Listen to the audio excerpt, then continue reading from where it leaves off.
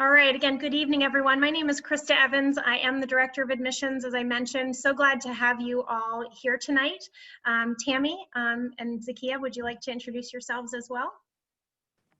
Yes, hello. I'm Tammy Adelsberger. I'm one of the school counselors at Liberty High School. Welcome. So nice to see everyone. I'm Zakia Aboud, and I'm another counselor at Liberty High School, and it's great to see everybody. Great. So thank you again for joining us. I see some people mentioning the audio. I'm just going to try to turn up my sound. If I'm not speaking loudly enough, just let me know. I will try to turn up the volume. I think I have the volume turned up all the way. So I'll try to speak as loudly and project as loudly as I can. In the college night tonight, there's a number of things that I want to do. First, obviously, I want to introduce myself so that you all know a little bit about myself. I have been here at Kutztown University for just a year in this role as director, but I've been in college admissions for about 23 years now. Before coming to Kutztown, I served as the director of admissions at Lehigh University for 2 years and had actually been at Lehigh University for 20 years total. So that's where the majority of my career was spent. Prior to that, I worked at Cedar Crest College. I am a very proud Liberty alum, graduated in 1995. And I'm now raising my family. My husband teaches at that other school that starts with an F across town. And we're raising our children right in Bethlehem, and my son Ryan is a senior. So I see many of my friends on here tonight. Hello, everybody. It's great to see you all. And even those of you that I don't know, if you are junior parents, just know that I am a parent of a senior, and I do also have a son who is a freshman. So we have 2 at Liberty this year, which is incredibly exciting. And then we also have a daughter who's in 4th grade at Asa Packer. So we're a Bethlehem family and really proud to not only represent Kutztown tonight, but I feel like I'm really representing our community and representing our city. So again, happy to be here with you. I'm really happy to answer any questions that you might have. As a mom, first of all, the high school senior, I'll tell you that I've never had quite as much empathy as I have right now for parents going through this process. It's been a wild ride, and I can tell you that my son's college search is not anything that I thought it was going to be.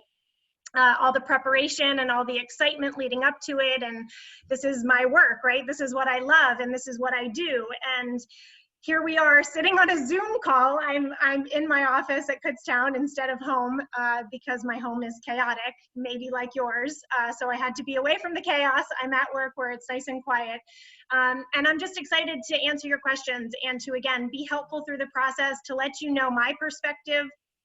Obviously, having worked so long at Lehigh, that is many times the lens from which I speak, because of all the experiences that I had at Lehigh. But now being at Kutztown, it's a brand new perspective, and I love having this perspective now as well. I do also sit on multiple advisory boards in college admissions. One of those advisory boards is through a high school in Delaware. Some friends that I have made through admissions and through college counseling asked me to be an advisory member. Some of the stories that I'm going to tell you tonight through this presentation are from things that I have learned even in this year, right? This year of COVID, this class of 2021. Yes, 2020 was severely impacted by COVID, and we've all been at home since March. And we've gone through this process of getting our children back into school, and our counselors and the administration, of course, working so hard to make sure that our kids stay safe. 2 days a week. Some of you might just be doing e-learning and staying at home virtually. Whatever it is, whatever situation you're in, one of the things that is the most important to me as an admissions professional, I always say, is to meet people where they are. So I want to answer your questions depending on where you are in this process. Again, if you're the parent of a senior, your priorities right now are very, very different than those priorities of a high school junior or maybe even a high school sophomore parent. There are different things, and I'm going to talk a little bit about the timeline. I'll talk about kind of things you need to be thinking about now, things you should be doing, things I'm doing with my son. And again, I'll just share my experiences. So if you think of things, if there are things that you want to know, certainly about Kutztown, I can share that with you. I can speak about the entire PASHE system, because that too is some of the experience now that I have, not only working with Kutztown, but the other PASHE schools, and knowing some of what they're doing. And then again, of course, my work at Lehigh, I'm always happy to share, and Lehigh will forever be a part of my life, having worked there 20 years. You know, even college graduates don't spend that much time there. So Lehigh is still a big part of who I am. And so I'll go ahead and get started with the presentation. And please, Tammy, Zakia, feel free to interject if there's something that you want, just kind of, you know, tell me to pause, tell me to stop if there are things that you want me to elaborate on. I'm happy to do so. So in college admissions, I thought I would start off, first of all, just kind of showing you an agenda of some of the things that I'll cover tonight. I definitely wanted to talk about a timeline, as I said, for juniors and seniors, because I think that that's the majority of people who are on this call tonight. I'm going to talk about the components of the application. I think that's important because there are many of them, and particularly right now, given the conversation, the national dialogue that is happening regarding test optional is huge, of course, so I'm going to talk a lot about that. So that's why I wrote transcripts, standardized testing, maybe, extracurriculars, recommendations, essays, among other things. So I'll talk about quite a few of those things. How to differentiate yourself during COVID. If you are looking at highly selective institutions, some things that maybe you can be thinking about, things that you and your students can be doing now to prepare. I'm going to talk a little bit about deadlines, and then I'll just kind of sprinkle in my own advice kind of as we go. So the first is the timeline. For those of you, again, that are junior parents on this call, now is the time to really start searching colleges. I think with my son Ryan, we really started truly ramping things up, I would say, in the spring of his junior year.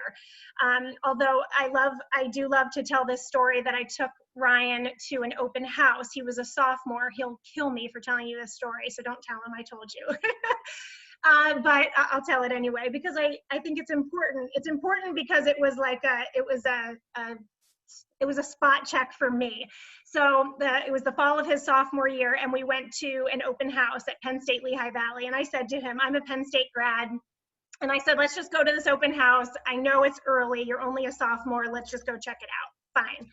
So we go to this open house, and we walk into the open house, and it's great, right? The band is there, and the Nittany Lion is there, and tons of cheering and excitement. It was great. The director of admissions gets up and talks a little bit about the admissions process.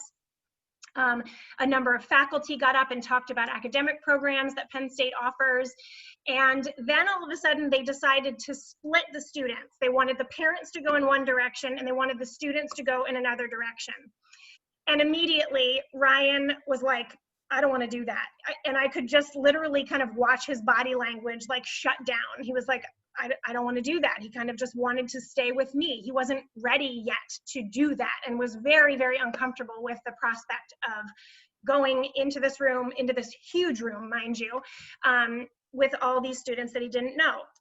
So I tell that story because it was a check for me to say, wow, Krista, time out, like this is not your agenda. This needs to be about him and when he's ready. So I say to the parents who are on this call tonight, you need to kind of feel out where your child is in this process. Some, you know, in working at Lehigh, some high school freshmen are ready to do this process. They're excited, they're interested, they want to start researching different places. And then there are other students, frankly, who are not. So sophomore year, that was a check to me to say, all right, Krista, you've got to back off a little bit. And we still went to some college fairs. He came along with me to the college fair that's every year. Northampton Community College always hosts a really wonderful college fair. So he would come along with me to those and learn about different schools. But again, you really need to kind of know where your comfort level is. And for me, as I said, that was a moment for me to kind of check myself. But start researching. Definitely start with your counselor. They're a wealth of knowledge. Start building your list. What does that look like? There are thousands of colleges all across the country. Where do you start, right? It's a pretty overwhelming prospect initially. The College Board is a great place to start. The College Board is probably the organization that you know best for SATs, but they really have a wealth of knowledge about many other topics. I've been asked over the years to present on essay writing, so to do a whole presentation on essay writing. I'm not an English teacher, nor am I an expert in writing, but I was asked, you know, based on my admissions experience, would I do just this panel presentation on essay writing? So I said, sure. The College Board was even a great resource to me to learn to think about the college essay more in detail, to think about topics that students can write about. And of course, in my time at Lehigh, I've read thousands and thousands and thousands of essays, quite literally, over the years of my experience there. But again, not an expert necessarily in crafting an essay or drafting an essay, and again, thinking about topics. So we'll talk about essays a little bit more in just a bit, but again, the College Board is a great place for you to start. Utilize Naviance. Naviance is a tool that is used by high schools all across the country, and actually is a tool that's used by college admissions counselors as well.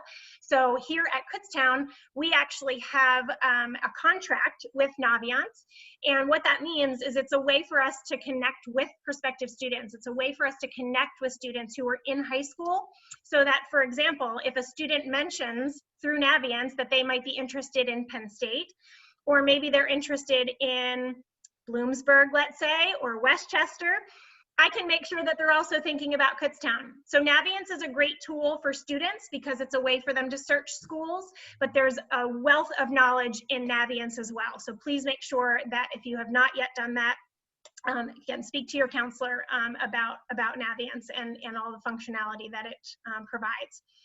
There are virtual events galore right now. And again, I know it's overwhelming, and we were just talking here with my staff today, we were talking about how high school students are going to be engaged in these virtual events. You know, we as admissions professionals travel a lot, and recruiting is what we love doing. I love going into schools. I love meeting with students. I love helping them through the process and being able to answer questions. And I can't do that, right? Here I sit behind a computer in my office. And so admissions counselors want to talk to you, students. For the students who are on the call tonight, please make contact with admissions offices. Find those virtual events that colleges are offering. Of course, they're probably offering Zoom sessions, as I mentioned. They're probably offering interviews via Zoom. They might have other things that, again, are a way for you to connect. So those are all things, students, juniors and seniors, that you can be looking into right now.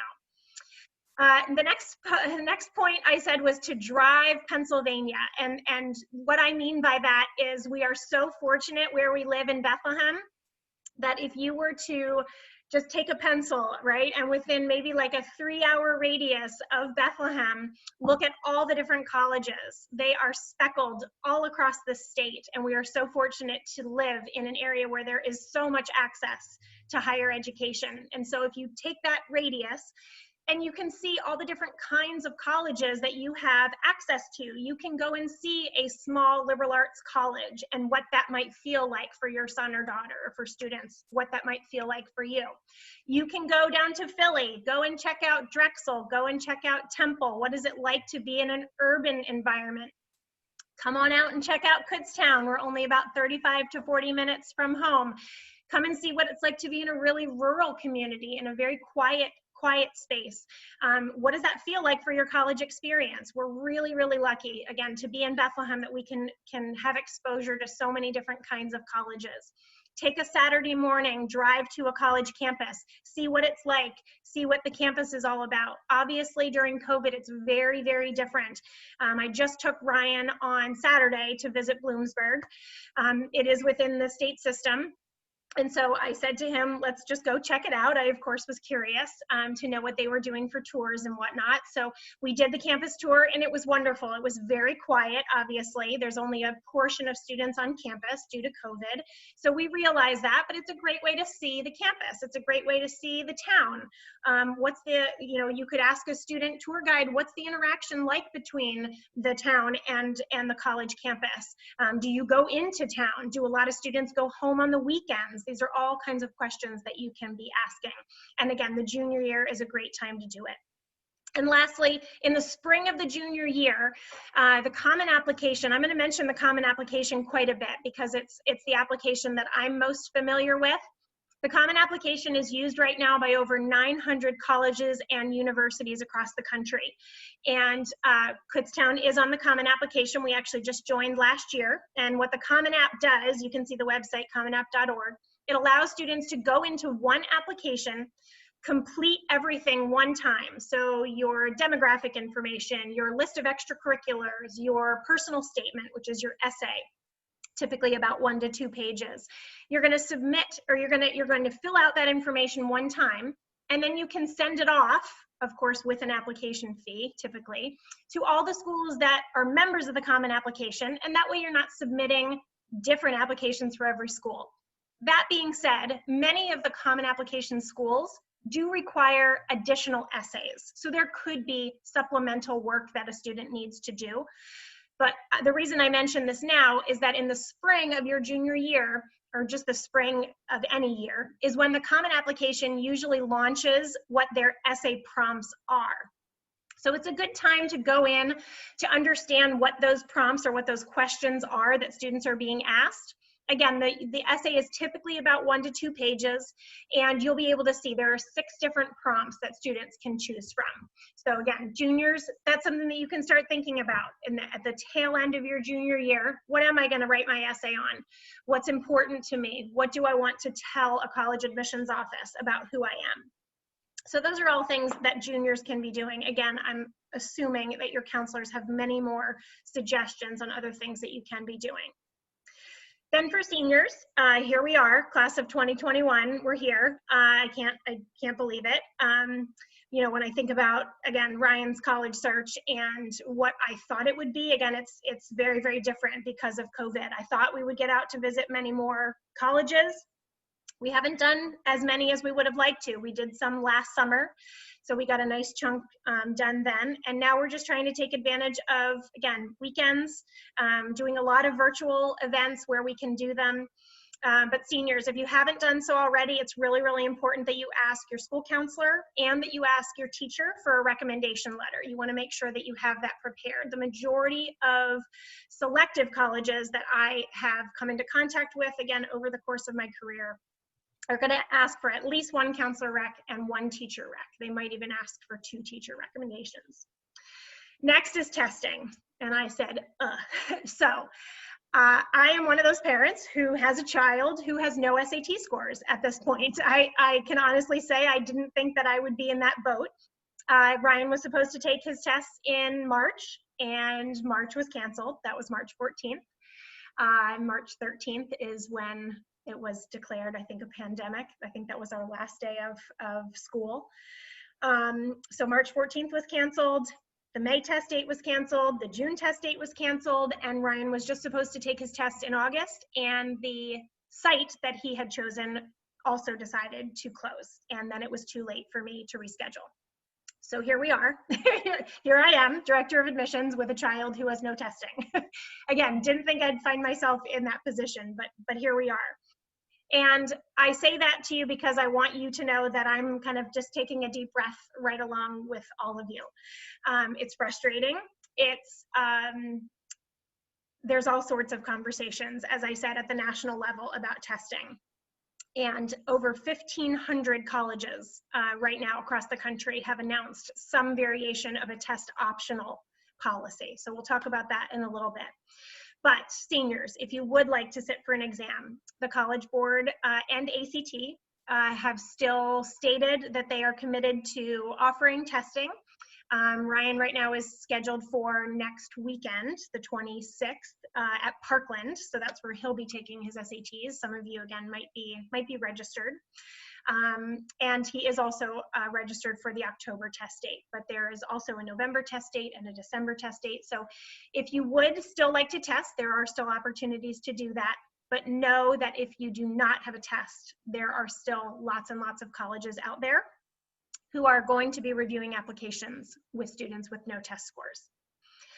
Start completing the Common App. Again, that's an application that all the students can get started on. It's very easy to complete. As I mentioned, it has a demographic section. It has an information section on all the students' clubs and organizations. There is, again, the essay section. So it's very, very simple to fill out. And again, students can get started on that now. The application just went live on August 1st, so just last month. And please pay attention to priority deadlines for admissions and for scholarships. And I say that because when I applied way back when to Penn State, I remember submitting my application in September, and I actually knew that I was admitted to Penn State in November. So that was what you call a rolling admission policy. And again, I'll talk about deadlines a little bit more in detail in just a moment.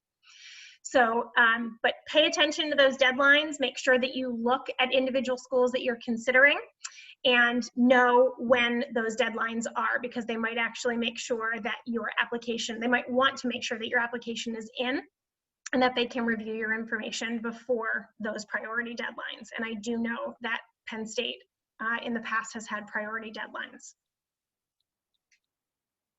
All right, next let's talk a little bit about the individual content areas. I do see there's a question about the status of the PSAT. I actually don't know. I don't know the status of the PSAT. If the counselors, I'm not sure if any of the counselors can respond to that. Yes, I know that we are going to, for right now, we are hosting the PSATs on Saturday, October 17th, but more details will come out. So check your email for that, but we are planning on hosting October 17th. Great, thank you. So when colleges are looking at transcripts, let's start with that because that's always the most important piece to the admissions process. And given the fact that so many colleges have gone test optional, I think that that's going to be even more important. So when I was at Lehigh, we would take a very, very granular look at a transcript, and we would look at things like some of the things I've mentioned here. Of course, the coursework that students have selected from grades 9 through 12, and we would look at that in comparison with the courses that were available at that school. So you're very fortunate, we're very fortunate to be at Liberty where there's an incredible AP curriculum. There are many other schools, even in the Lehigh Valley, that have only 8, 9, 10 AP classes available. At last I checked, Liberty was well over 20 AP classes available. So again, lots offered to our students and lots of opportunities for them to challenge themselves in areas that they love. Honors courses, same thing. Again, full curriculum of honors courses where students can challenge themselves.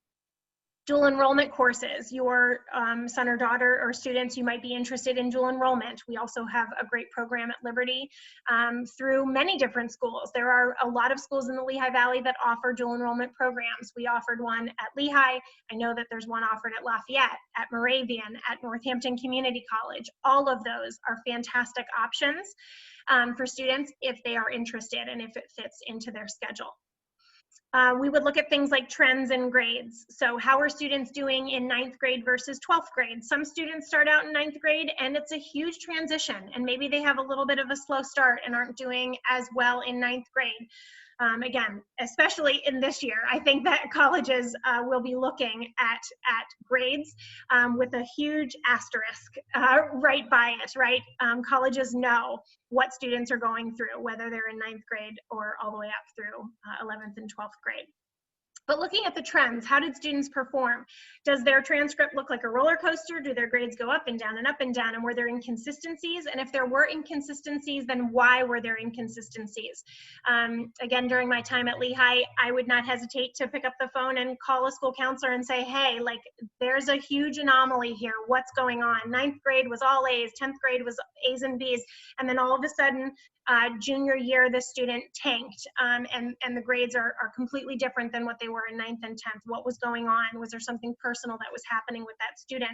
Those are things that students can be describing in their application or in their application process in some way. Admissions counselors want to know that information. Was there a death in the family? Was there something going on with the student's peers? all sorts of things happen in the course of high school for students, right? It's a journey, it's a 4-year journey, and so much can happen. So it's important, again, that you relay that to admissions professionals and that they know what the student's circumstances were. If there's anomalies in the grades, again, make sure that you describe it.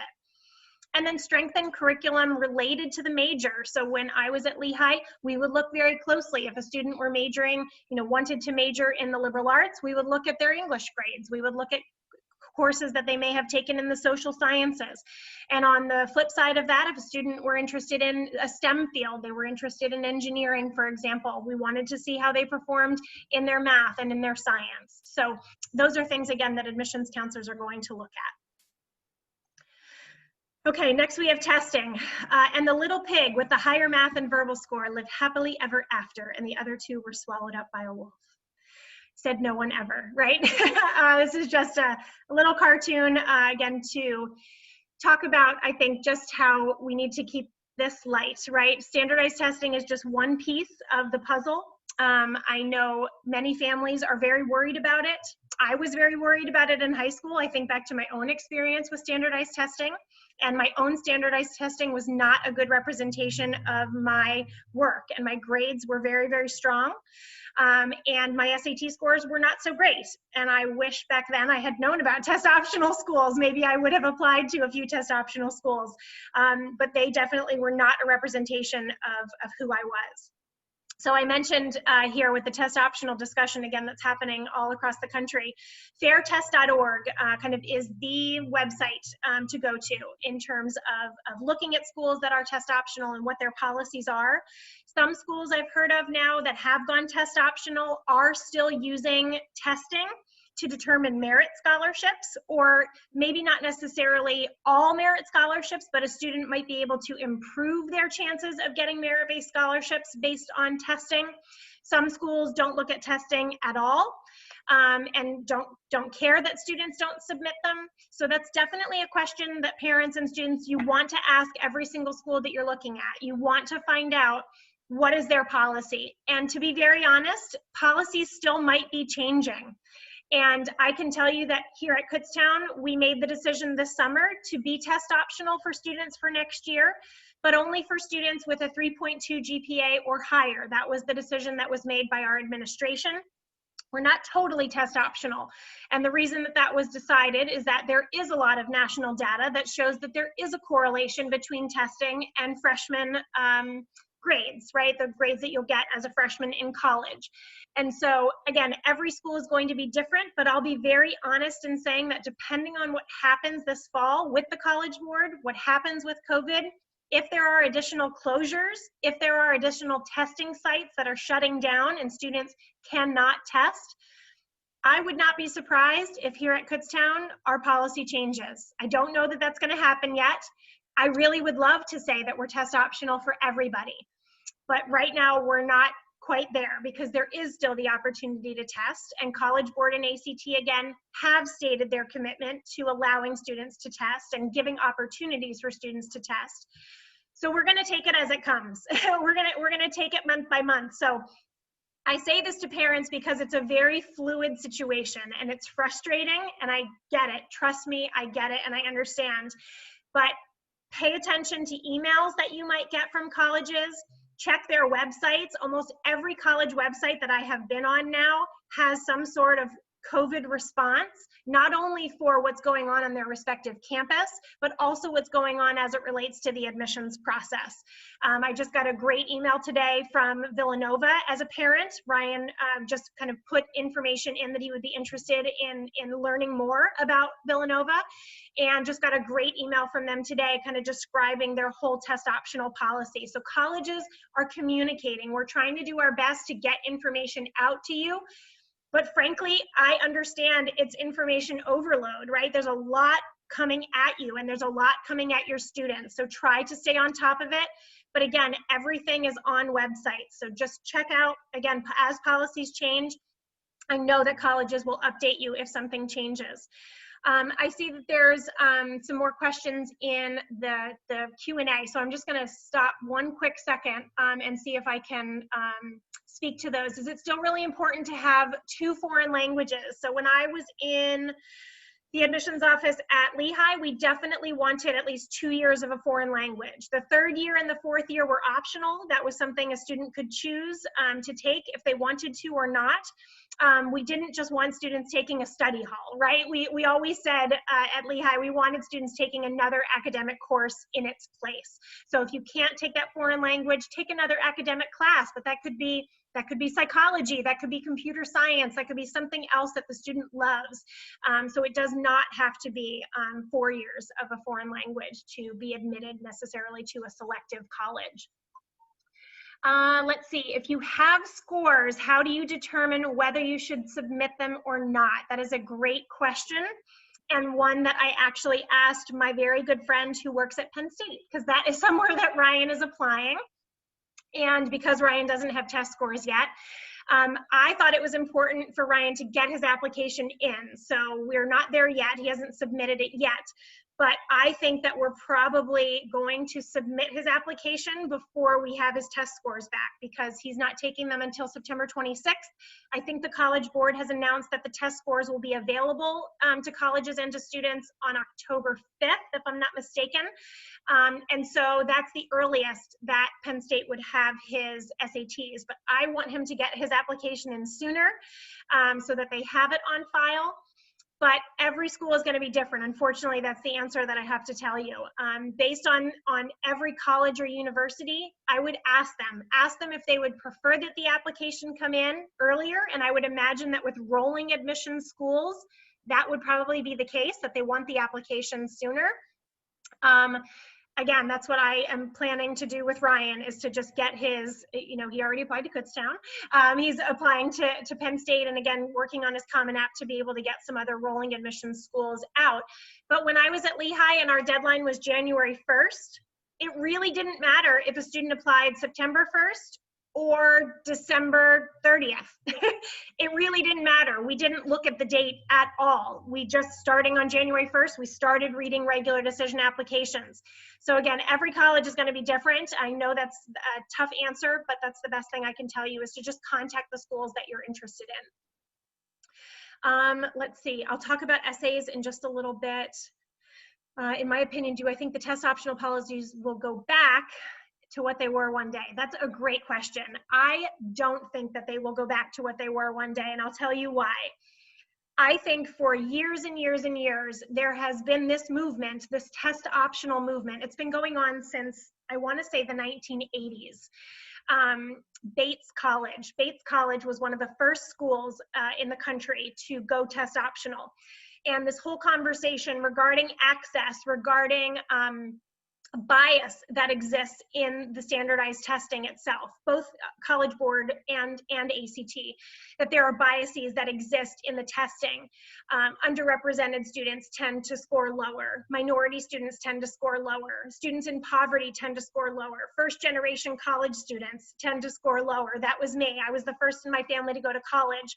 Those are all things that have been proven, and there is so much research to show that SATs do not always correlate with students' abilities in high school, and with their work ethic, and with overcoming adversity, and with the grit and determination that they have, and the balancing of all their extracurricular activities, right? No test on a Saturday morning can predict those kinds of things, or can demonstrate a student's strength in those areas. So that being said, Krista, I think that there will be, I do think that there's kind of this groundswell that is happening right now across the country. And I've talked to, again, so many admissions professionals already.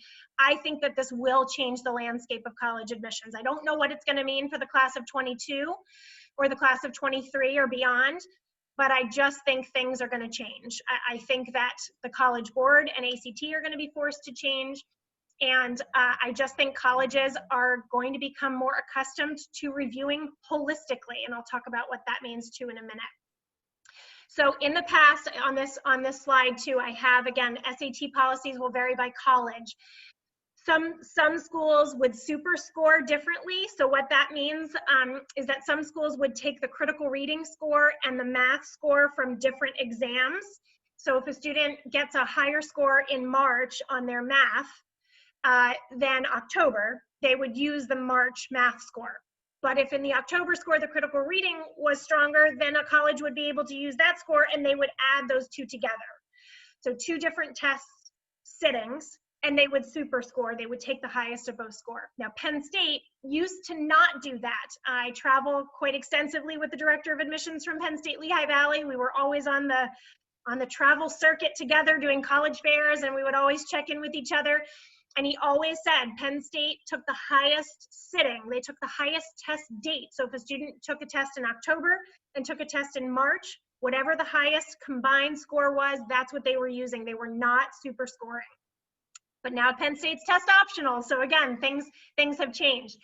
SAT subject tests. So subject tests are individual areas that students can take. So they can take a subject test in physics. They can take a subject test in calculus. They can take a subject test in English literature. I just learned and just read this the other day that MIT is no longer requiring SAT subject tests as part of their application process. So again, things are changing. This groundswell, again, kind of away from testing, moving away from this reliance that many selective admissions offices have had on testing for a very long time, I think is changing. Schools that are going test optional will be looking more closely at other factors. I mentioned how important the transcript is.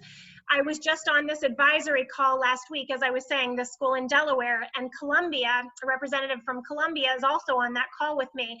And she was saying that in the past, they've always looked at the essay. Of course, that's always been a component of the application, but that this year they're taking a much closer look at things like syntax, things like, you know, not just whether something is spell check, but really looking at the structure of an essay, really looking at the topic that a student is covering, all sorts of things that, again, they looked at before, but maybe just not with quite that granular a lens. So I think that is definitely going to change things this year. And then SAT strength, again, considering intended major. I mentioned that one already. Okay, next we have extracurricular activities. What do we do in this era of COVID as it relates to extracurricular activities, right? Things are canceled or changed or different. Students who may have wanted to do things even this past spring, and again, things were canceled. Things that they had over the summer were also maybe canceled. What should you do? Well, in a normal era, colleges and universities are looking at a number of different things. I mentioned that they're looking at your activities from 9th grade through 12th grade. Please do not submit anything before 9th grade. Colleges do not want to hear that you were in the band in 8th grade. You're probably in the band in 9th grade too. If you loved it then, you probably still love it now. So don't include anything before 9th grade. On the Common App that I mentioned, you're going to list all your activities. And please, please, please make sure that you include details about the clubs and organizations that you're a part of. And I'll give you an example. We would have a student who would say that they were part of Dance Marathon. I'll use that as an example because, again, I told you I'm a Penn Stater. So they would say that they were part of the BASD Thon. Okay, I know what Thon is because I went to Penn State and because we're huge fans. And it's an amazing cause. But if you put Thon on your application and you're applying to a school in California, maybe they won't know. Yes, it's a national organization and it's a philanthropy that many people are familiar with. But what about a brand new admissions counselor who's reading your application and doesn't know what BASD Thon is? Make sure you tell them what BASD Thon is. Make sure you describe what happened in that organization, that you were doing fundraising and that you had an amazing event where you raised money for kids with cancer. So those are the things I want you to do when you're thinking about that list of clubs and activities. Make sure you describe them. Colleges could look for consistency in activities. Again, that has a big old asterisk by it because of COVID. They might be looking for diversity in your activities. What kinds of things have you done to show that you are well-rounded, that you have a diversity of experiences? Colleges, especially small, highly selective colleges, are looking for a diverse campus. They're looking to bring students to their campus who are going to contribute to their community in different ways. And they're trying to bring students together with different backgrounds and different experiences. So having said that, they're going to be looking closely at all those things that you've done. Have you done things during the summer? Do you have a part-time job? Make sure to include that. What kind of service have you done? You're all doing service because it's a requirement. So what kinds of things have you been involved in? What was meaningful to you? What had an impact on you? Those are all things that you can share within your list of clubs and organizations. And then I said too, go ahead and describe what you had hoped to be. You know, we're in school right now. Most students, I think it's 80% of the school district decided to go to the hybrid model where we're in school 2 days a week. But what were the things that you had hoped to be a part of that somehow got changed? Go ahead and list that. Go ahead and talk about it. Every admissions counselor across the country knows that every single student in the country is dealing with the same thing, right? We're all going through this together. So, as terrible as that sounds, just know that there's a comfort level, right? Like, we're all dealing with this together, as terrible and awful as it is, and how much it's changed and uprooted so much of our lives. We're all in it together, and we're going to get through it together. It's going to be over at some point, but go ahead and talk to admissions counselors about what you would hope to achieve, or what you would hope to learn or hope to experience. It's going to say a lot about who you are. It's going to say that, you know what, I was really interested in trying out this conference, or going on this mission trip, or whatever it is that you were planning to experience. Go ahead and list that, because again, it's going to show that diversity of activities. How important are leadership positions to admissions to highly selective universities?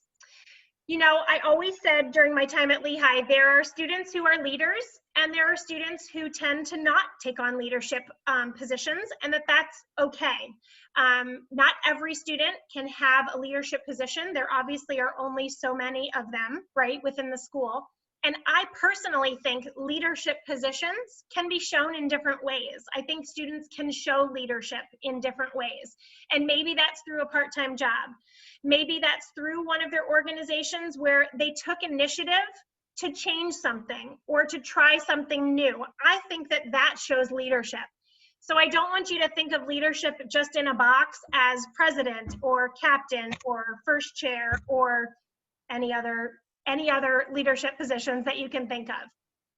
Think of leadership and think of your child's leadership. How have they taken initiative? How have they overcome adversity? How have they, again, tried something new, tried something outside the box? When I was at Lehigh, I always talked about trying new things. We wanted students at Lehigh who weren't afraid to go outside of their comfort zone. And what does that mean? What does that look like? For different students, that means very different things. For students who are introverts, stepping outside of their comfort zone might be being at a Penn State open house and going off with all the students.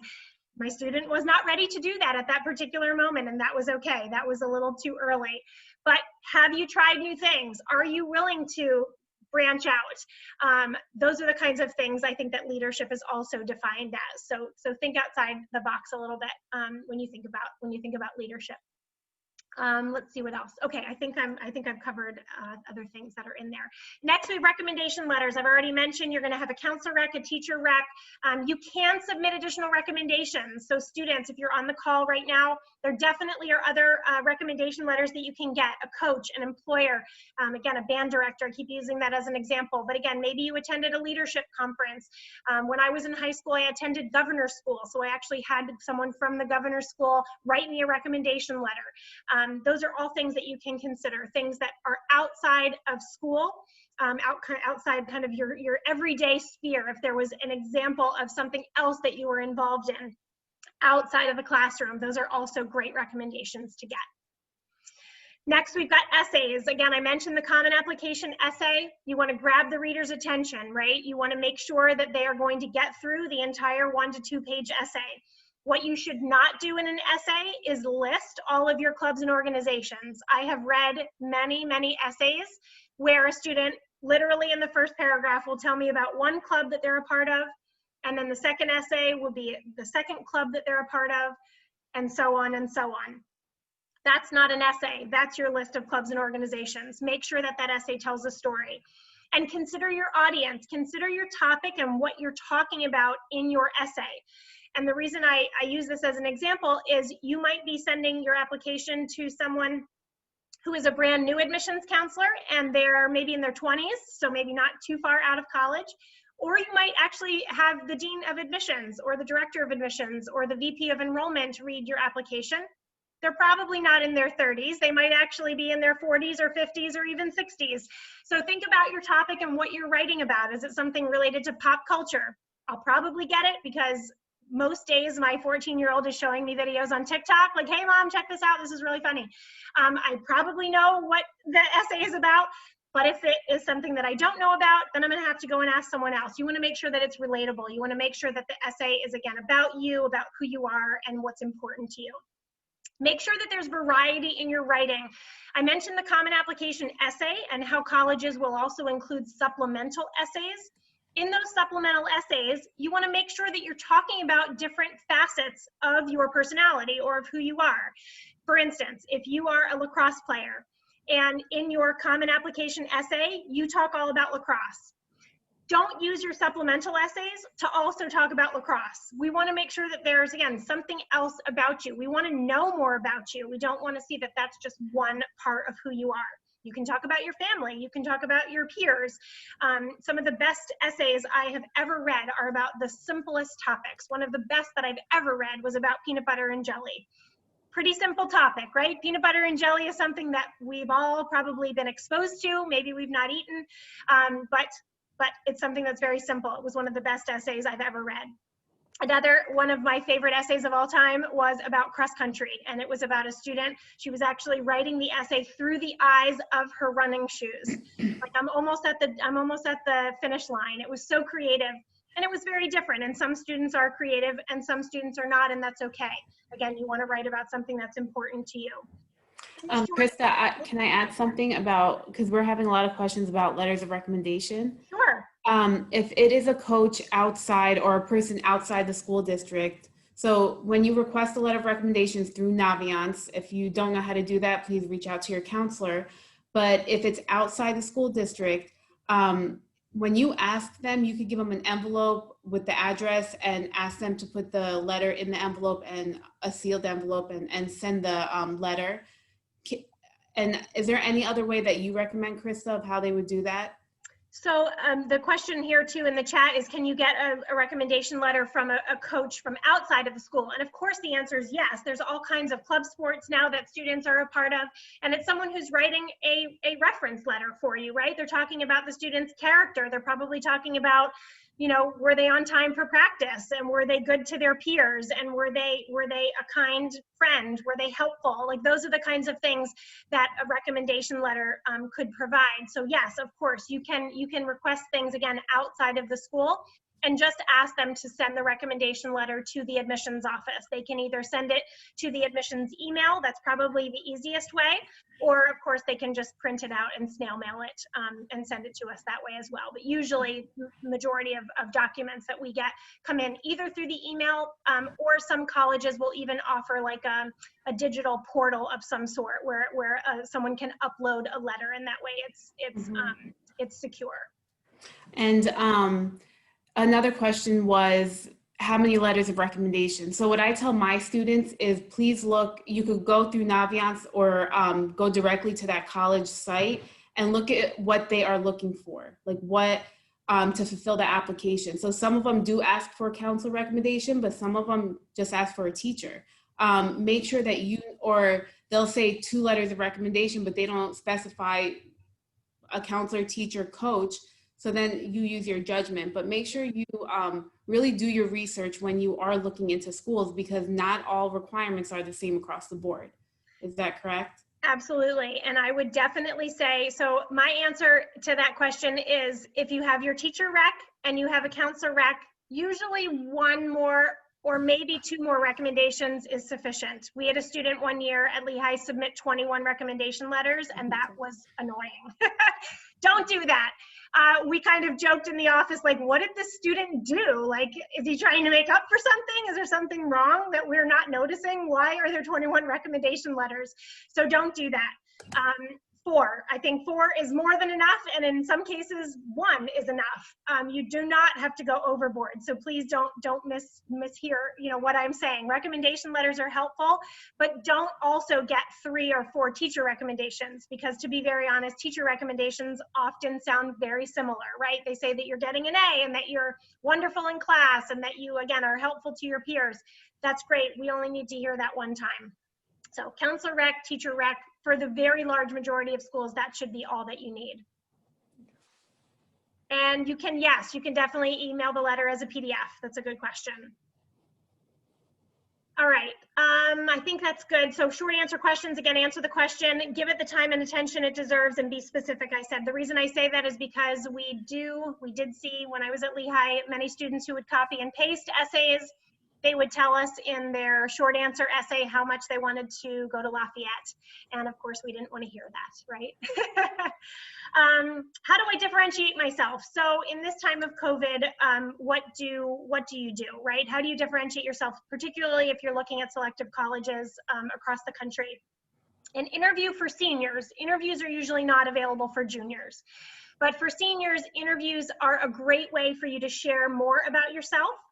And a lot of colleges, from what I'm hearing again from my colleagues, are ramping up their interview offerings, the opportunity to do online interviews, because this is so simple, right? We could just do a quick Zoom call and it saves you the time of coming to campus, and it's just really easy to connect online. So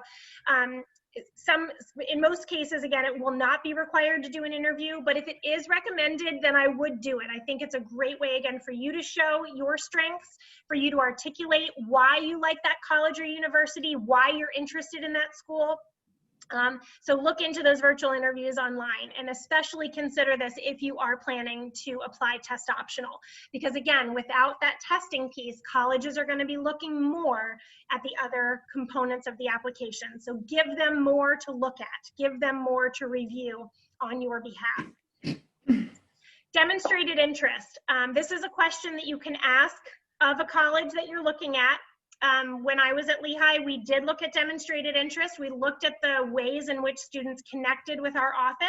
Here at Kutztown, we don't look at demonstrated interest at all. And some highly selective colleges across the country have been very open about the fact that they don't look at demonstrated interest at all either. Princeton, I mentioned Villanova, because that's the email that I just got, as I said, for Ryan. Villanova doesn't look at demonstrated interest either, but some schools do. They want to know that you've done the information session, even in the virtual environment. They want to know if you have visited the campus. They want to know if you've engaged with faculty. You know, have you emailed a faculty member to ask them about their biochemistry program? Go ahead and tell them that.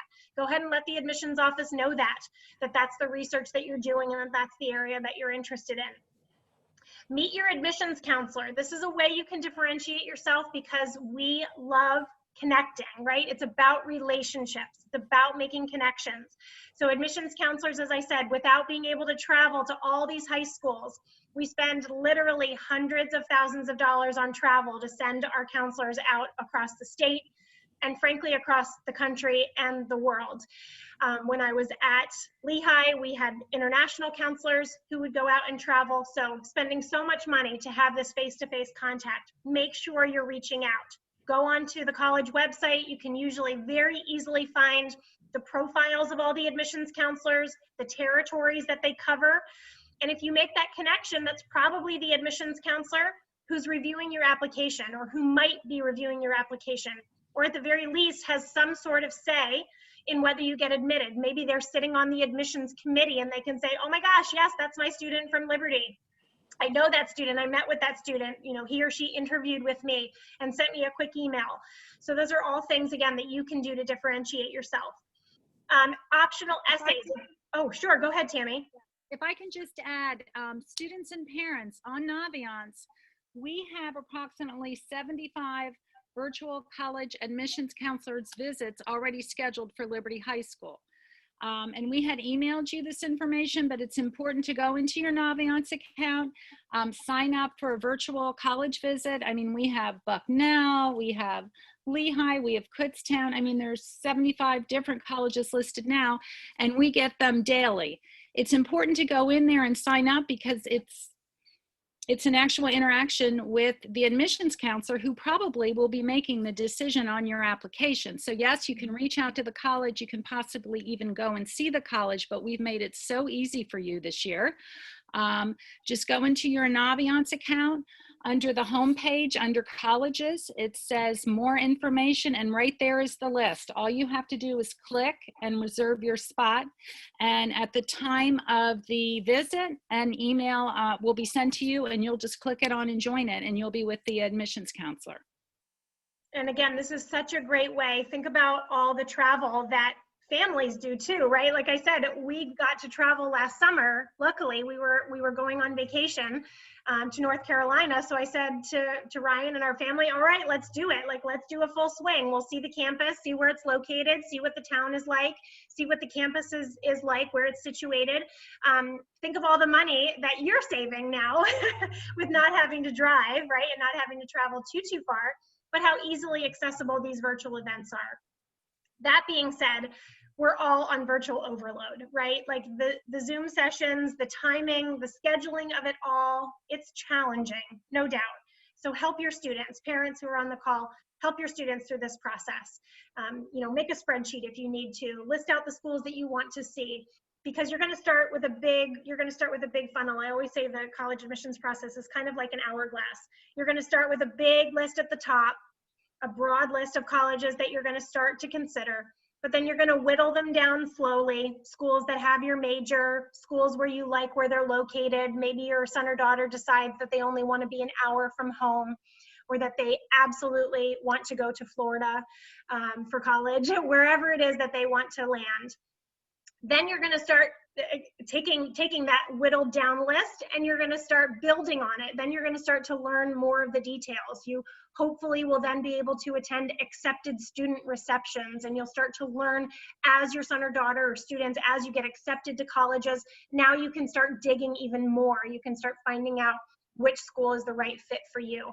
So that's how I kind of like to think about the process. There was another question too about the recommendation letters from back home. If you just moved into Pennsylvania, absolutely. If a student changed schools and a student is here at Liberty now, but in 11th grade or 10th or 9th grade was in a previous school, absolutely. That can be something that you send.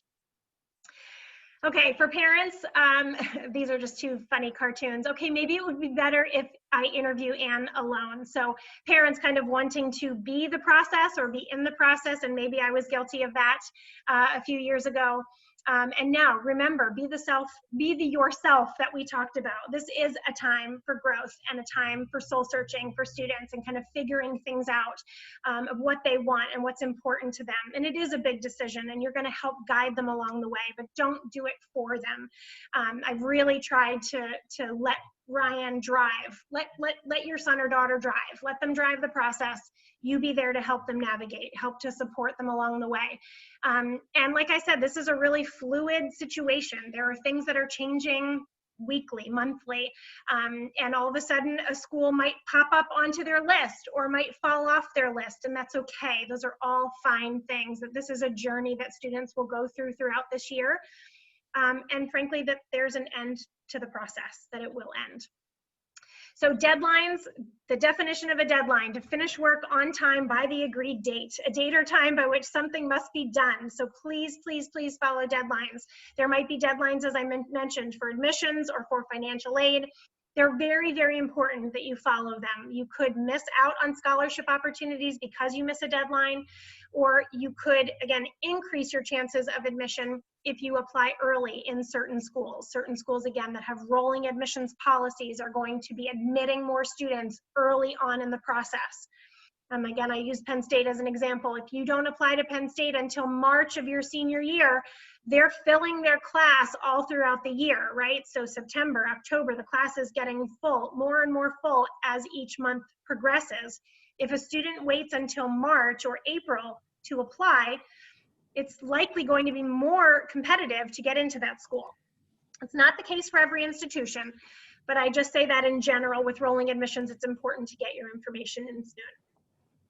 Rolling admission, regular admission, early decision, early action. Whew, that's a lot. It's a lot to take in, and there's a lot of different deadlines out there, and they mean different things.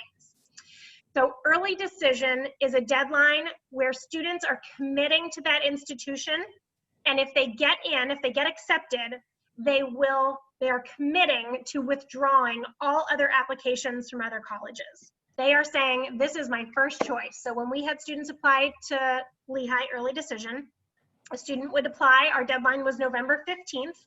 A lot of other deadlines for early decision are November 1st. And a student would say, this is it. I've done my homework. I've done my research. We've talked about financial aid with the financial aid office. We know what kind of need-based scholarships we're going to get. We might not know what merit-based scholarships we're going to get, but we have a general idea financially that we can make this work. That is the student who should be applying early decision. Early action is a little bit different. It's still an early deadline. It's still an early time frame, but you're not committing to go to that school. You're applying early, but you're not saying I'm 100% committed to that school. So look at the school's deadlines again to see if they have, usually it would be rolling admission as one policy or a school. If they're rolling admission, they usually don't have these other policies. They're just rolling admissions. That's what we are here at Kutztown. And then you see the schools that have early decision, that have early action, and have a regular decision deadline. So when I was at Lehigh, again, early decision deadline was November 15th, and the regular decision deadline was January 1st. So that was always, we told students, that was kind of the magic date. Everything had to be done before the new year. Everything had to be submitted before the new year. We did not have early action at Lehigh. We only had early decision. So again, that's something that you can be asking of all the colleges that you are applying to. All of this should be on their websites, and you can find it very easily. And when a student is going into the common application, that's the application that they're using, they're going to check off right on the common application which policy or which deadline they are applying under.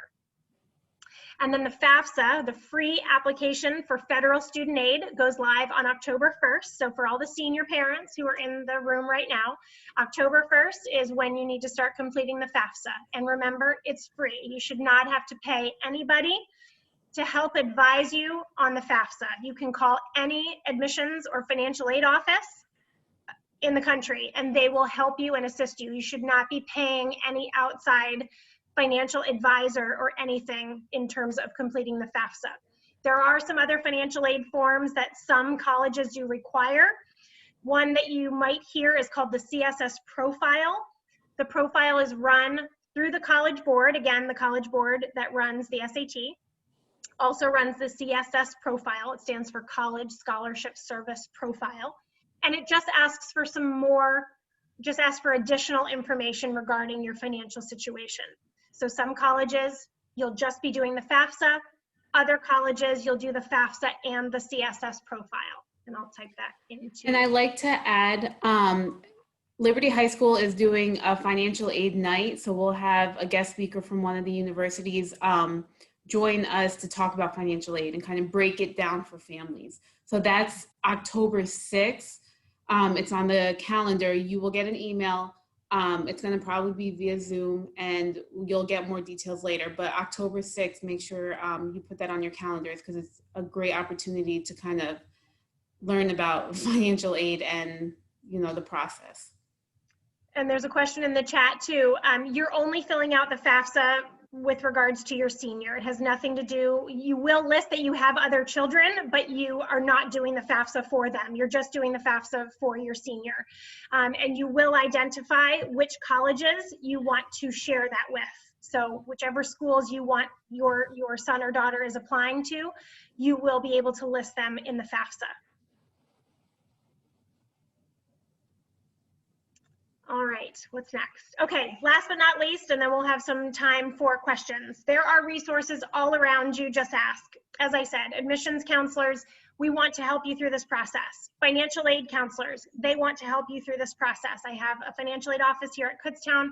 They're fantastic in helping students and families, and they want to walk you through the process. So if you need help, just ask.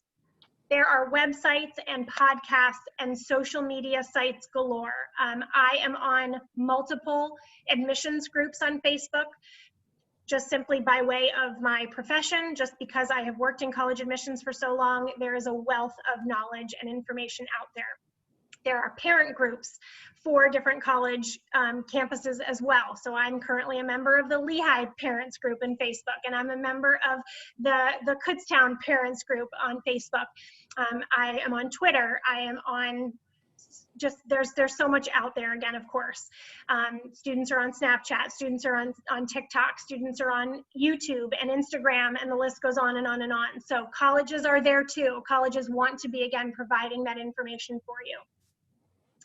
I mentioned Soul Search. This is a time, parents and students, for you to connect. It's a time for you to talk about what this process is to you and what it means to you, because it likely could change. There's a chance that it could change. And again, what my son right now is thinking could be different in 2 months. He might change his tune. I think that COVID has definitely changed students and parents' feelings about college. You may have been comfortable about sending your child away to college before, but what might that feel like now in an era of COVID? And those are conversations that parents are having all across the country right now. What is it like to put your child on a plane to go to a college versus being able to drive there? Maybe you want to stay closer to home. Maybe you don't. And maybe you're like, you know what? I'm out of the Lehigh Valley. I want to try something new. I want to try something different and just get out of Pennsylvania. But everybody's situation is different, right? And again, I mentioned this journey that you're on. Your journey is going to change, or it could shift gears, or you might have to pivot.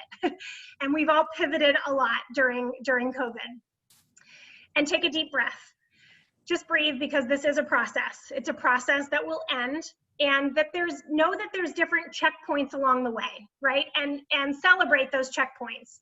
Celebrate the times when you can say, okay, we've decided we're applying test optional. Okay, take a deep breath and say, okay, we're going with this. We're gonna apply test optional. We're not taking any SATs or ACTs. We've decided as a family, like I said, we've decided Ryan is going to sit for the SATs. Right now he's scheduled twice. We'll see how September and October go. Maybe we'll register him again for December. I don't know yet, but we're going to see how September and October go. We're going to get his applications out, celebrate those moments. Celebrate the time that you have together, that you have talking about this, right? What is this process like for you? It's going to be different for every family. And again, every family is going through different things through these struggles and through these challenges that we're facing. So definitely take a deep breath. Enjoy this time that you have together, because it will be over soon, right? Our lives are going to shift, our senior lives, all of us who have seniors, it's going to change a little bit. It's just going to be a little bit different with them going away to school. So it will be great, and they're going to fly and they're going to land. They're going to land somewhere. So be confident in all the work that you're doing. Put in the time and in the research, and know that there are people who will help you through this. Just continue to ask questions. So thank you all so much for joining us tonight. I will continue to answer questions. We have till 8:30, so I'm happy to take any questions that you might have. Please continue to put them in the Q&A. And Tammy or Zakia, please feel free to add anything I may have omitted. Okay. The only thing I would like to add, and Krista, as usual, you've done a fabulous job, is just to remind students and their parents that as your school counselors at Liberty, we have reached out to you numerous times, giving you information, and we really want to make any attempts or efforts to try to meet with our students, either individually through Zoom. We do have permission from Mr. Bailey to meet with students during the school day in school. I know a counselor or two have met with students outside of school. One today met in the bleachers at the football field. So we're all available. We all want to meet with you. We know you and your parents have lots and lots of questions. Just please reach out to your school counselors. And there was a question, I just typed it into the Q&A as a response. Colleges truly do not care whether you submit the Common App or the college application. So if the college has a college specific application, it really, truly 100% doesn't matter. In fact, when colleges become a member of the Common Application, there's literally a sign off that we have to check off, saying we will not look at the Common Application any differently than our own application. So it really, truly does not matter.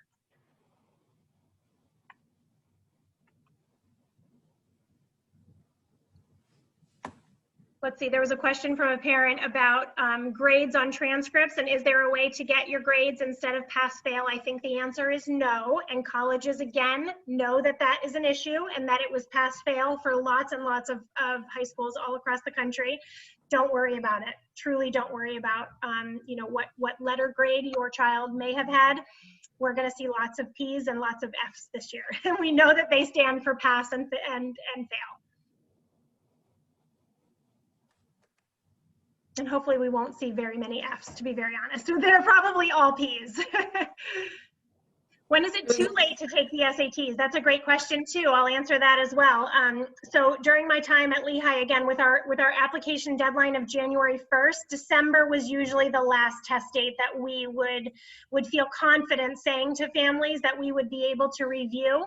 So I think after December, if you're applying to colleges that have a January 1 deadline, a January test date might be too late, but that's something, again, you can explore with each individual college that you're looking at. Let them know. And again, with all of the issues surrounding testing this year, there's been all sorts of crazy stories. Students flying across the country to get to a test site only to find out that it was shut down. Just all you need to do is Google it, and you can see there are stories, again, all across the country about crazy things happening. So with the testing this year, again, it could look totally different, but that just as a general rule was what we would say. If January 1 was our deadline, December would be the last test date that we would encourage students to submit. But here at Kutztown, we would definitely still take scores. In fact, we had seniors this past year who were still taking tests in January, February, and again, many who had planned to take the March test date and then couldn't. So here at Kutztown, we decided to waive our SAT requirement for the spring. For seniors who were coming in fall of 2020. So it's now impacted the class of 2020 and the class of 2021. I just want to add to all parents and students, last year you should have gotten the junior planning guide, which has all the information about Naviance, how to log on, what you're going to need for like step-by-step instruction as to how to add a school or anything like that. So if you look through your email, it's a junior planning guide. You could find that and get a lot of the information. A parent asked if they have access to Naviance. You could log on, well, your student is through your student, so parents don't have their own specific access to Naviance. Am I correct to say that, Tammy? I believe so. I just sent a text to Heather. Okay. Who's our Naviance school counselor, to see if she can answer that question. In the past, I believe that was true, though. The parents could go through the student's account, but they did not have their own access. Okay. And then I saw a question about the financial aid. It opens October 1st. We do have financial aid. We're hosting a night via Zoom on October 6th, but October 1st is the first day that you could apply for next year, correct? Krista? I'm sorry, I was reading one of the questions. Oh, okay. I'm sorry, what was that? Well, no, I do know that October 1st is when financial aid opens. That's when it goes live. That's right. It's not the deadline. No, not at all. October 1 is when the FAFSA for students enrolling in fall 2021 becomes available. So that FAFSA will be available all throughout the student's senior year. So October, November, December, make sure you get your 2020 taxes done as soon as you can in the new year, send everything off to them. You can actually use your 2019 taxes though to submit if colleges request your taxes. You can submit your 2019 taxes. Okay. But October 6th, it's an information session. So if you have any questions, we'll send it out via email about that event. There's another question. If a highly selective university is test optional, would you recommend inquiring to see if taking the SAT would be of any benefit? You can absolutely do that. There's a lot of highly selective colleges all across the country. And during my time at Lehigh, I was in many conversations with other schools. I'm not there. I'm not at that table this year though, right? I'm in a different place. So I haven't heard too many highly selective colleges talk in person where I've actually been in a session with my admissions friends and colleagues about what their stance is. But you can definitely call or definitely email the admissions counselor and ask. As I mentioned, I think what some colleges will do is I think that they will still be using the SAT scores for merit scholarships. So you can definitely ask that question specifically. You know, will they not review testing for admissions, but then they will need test scores for merit scholarships? That is a question that you can definitely ask. I don't know the answer. If you did not get the college plan, the junior planning guide, I'm sorry. Just email your counselor, and then they will email it to you directly, give you access to it. We also have hard copies, so if you're one of that like to see it, hold it, like look through it, counselors do have hard copies of the junior planning guide. Just email your counselor and then set something up to pick one up. Any other questions? Again, please feel free to put them in the chat. Someone had asked about rolling admissions, and I'm sorry that I didn't articulate that very well. That just means that a college is admitting students on a rolling basis. So if a student applies, like I said, when I applied to Penn State, I applied in September, and by November, it was about 8 weeks later, I found out that I was admitted. So it just means that they're making decisions on a rolling basis with a set deadline. When I was at Lehigh, our deadline was January 1st, and all admissions decisions were sent the last week in March. So that is when the very large majority of the students found out that they were admitted. If the schools are test optional, it sounds like they're still trying to use an SAT as a lever for decisions. Is this fair?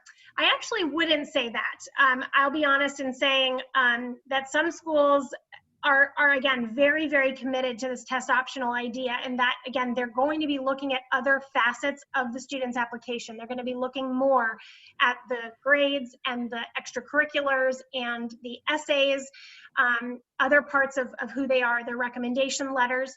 So I really do feel, like I was saying early on, that this groundswell of, I don't want to call them anti-testing folks, but frankly, I do think that admissions professionals are excited by this opportunity, excited to not have this reliance on testing. So I don't necessarily know that that's fair, that colleges will still use them. It depends on the school, quite frankly. Just depends. So I would again just say contact the schools that you're considering. But Dickinson, I have a good friend who's the director of admissions at Dickinson here in Pennsylvania, and just, I think it was last week, they announced that they're actually they called it test blind. So they really, truly, even if you do submit a test, they aren't looking at it. They aren't looking at it at all. And so they kind of made a national announcement, if you will, about what that meant to them, and kind of, again, what testing means to them as an institution and how they've used it. And again, there is a lot of great data, as I said, there is a lot of great data out there about testing and how it does correlate with student success. And that's why colleges and universities have used it for so long. But then there's also this counterpoint to that oftentimes the standardized testing doesn't reflect a student's strengths, and it doesn't reflect a student's ability to be successful in college. And I told you, I was that student. I was first generation college student. My parents did not go to college. And I do think that the SATs were not a good indication of my ability to succeed. That's what it states it predicts. And it's not the case. It's just not the case for every student. So it is just one facet of the application process. Krista, there's a question on there about, do colleges use weighted or unweighted GPAs? Yep, definitely weighted has been my experience. I think the very large majority of schools would say that they would take weighted. And of course, with, again, all of the honors and AP offerings that are available at Liberty, I think you would find that most schools would say that they will take the weighted grade. And the weighted grade is what's reflected on the transcript as well. Right. The weighted GPA. The application process for a 4-year college versus a 2-year college. So when you're looking at a 2-year community college, they do not require the SAT or ACT. So that's one. And the process of going on to Naviance and adding that college to your school of choice and submitting it that way is still the same. So that process is the same. But the actual application, I think, and if I'm wrong, correct me, but it's a lot simpler than, you know, there's no essay required. It's kind of, it's not as difficult. Yeah. Right. I think that community, oh, go ahead, Tammy, sorry. And typically they don't require the foreign language. Yeah. Right. I think that community colleges would say that they're promoting access, right? That that is open to anyone. You're going to submit your transcripts to a two-year school. And I think exactly like Zakia and Tammy said, they're not going to be looking at those other components of the application. They're going to be looking primarily at the student's transcript. But I definitely think it's a great idea to add them, especially if you're applying to financial aid, because then you're going to see the difference between the 4-year college that you're applying to and the 2-year college of how much you're going to receive and not receive. And, you know, it's not a bad idea to just apply and see what your options are. One of the other questions too, if the college application is done on a rolling basis and the student is accepted, is it mandatory to go? Absolutely not. Schools that admit on a rolling basis are not binding. It's not a binding program. Students do not have to go there. So students actually have until May 1st. May 1st is historically the national deadline to deposit to a college. So a student has really the very large majority of their senior year to be applying to schools, getting admissions decisions back, asking more questions, hopefully visiting. I really, really hope. We do offer visits and tours right now here at Kutztown. We've been able to stay open, luckily, and offer socially distant tours with masks, with very strict guidelines in place, but a lot of other colleges have had to just completely cancel all of their tours, and they're only doing things virtually. But that's definitely something that I'm hopeful for the spring, that we'll be able to open back up and have some of those admitted student receptions where students can actually engage with members of the community, where they can easily talk with faculty, where they can easily talk to people in the financial aid office or in the dean of students office to talk about, you know, on-campus activities and things like that. Krista, another question that's come up a couple times on the chat are college application advisors. And you know, can you tell, and this probably goes back more to your Lehigh and selective schools, what are your thoughts on parents retaining a college application advisor? And are you able to glean that out of an essay or anything, that they've had assistance perhaps? No, we can't tell when a student has had a financial or a college advisor. There's a lot of great advisors out there. There's also not a lot of great advisors, or there's also a lot of not great advisors. That's what I should say out there.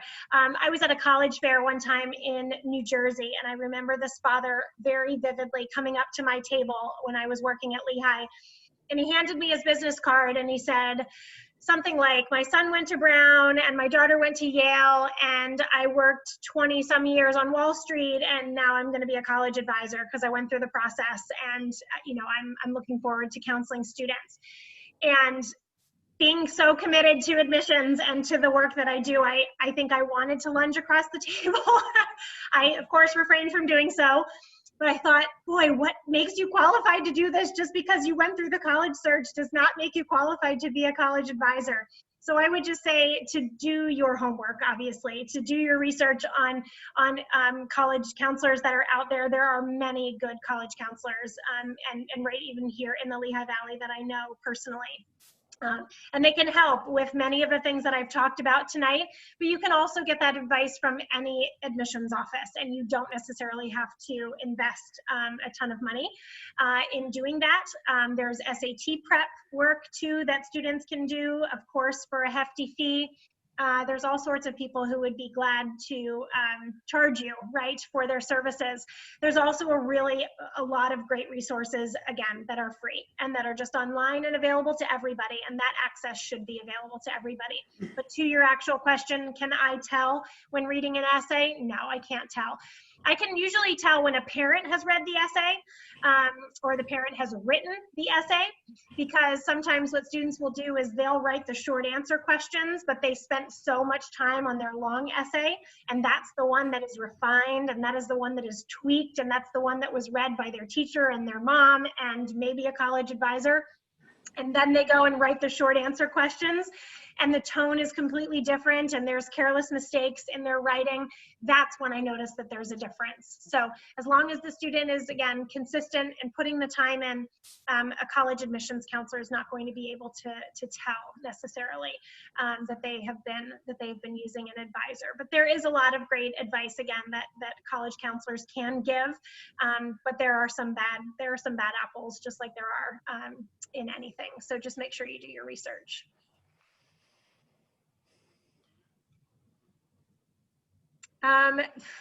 Someone asked about outside scholarships, and they're definitely, FastWeb is a resource I always mention. Tammy or Zakiya, I don't know if you have any other resources that you use to tell students about outside scholarships that they can apply for, but that's one website that we always recommended was fastweb.com.